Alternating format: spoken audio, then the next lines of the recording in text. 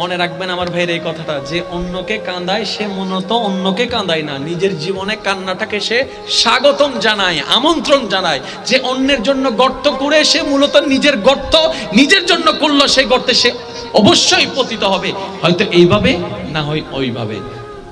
সে অন্যের ভালো চায়, মূলত সে নিজের ভালো চায়। বলেন সুবহানাল্লাহ।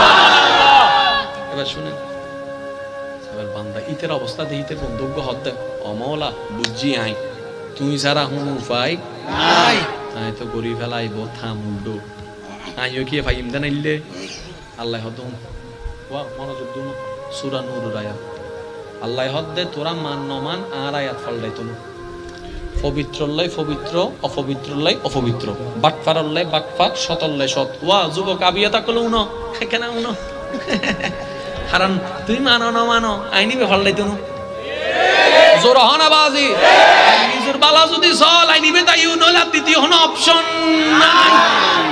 ঠিক আছে না? কারণ আল্লাহর আইন কখনো পাল্টাবে না। এবার শুনেন বন্ধু হদ্দ আল্লাহ কেন করতাম আল্লাহ দুম জিয়ান গরি ফেলে সুয়ান তওবা কর।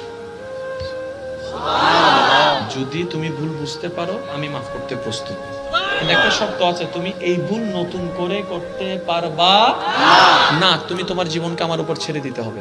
তুমি যদি সেটা করো তাহলে আমি তোমার জন্য যেটা রেখেছিলাম সেটাকে ক্যান্সেল করে তোমার জন্য উপযুক্ত একজনকে আমি ফিটিং করে দিব, যেটা তোমার মতো পবিত্র থাকবে, পবিত্র থাকবে, পবিত্র থাকবে। এবার অঙ্ক বুঝেন নাই তো, কোরআনের আয়াত বুঝেছেন কিন্তু অঙ্কটা বুঝতে পারেন নাই। এবার টোটাল বিষয়টা, এই এলাকার নাম কি? রাস্তা আছে না? এবার আপনি এখানে মোটরসাইকেল নিয়ে বসে আছেন, একটা গলি দিয়ে একটা মেয়ে যাচ্ছে, আপনি তারে দেখা ওই শায়েরি কবিতা যখন চলে আসলে তারে শুনাই দিলেন 3-4টা, আর মনে মনে চিন্তা করলেন বাহ,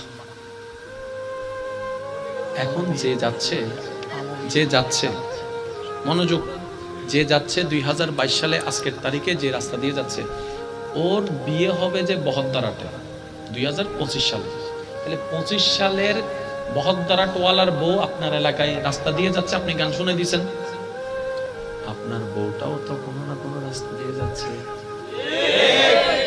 এইবার ইন্দি উনার দে এবার যে তিতিম বুঝি না আর বউর উড়াইতে তনু আল্লাহ হয়তো তুই অন্যর বউর উনাইস তোর ঘরে ইজ্জত আই হেফাজত করছিস।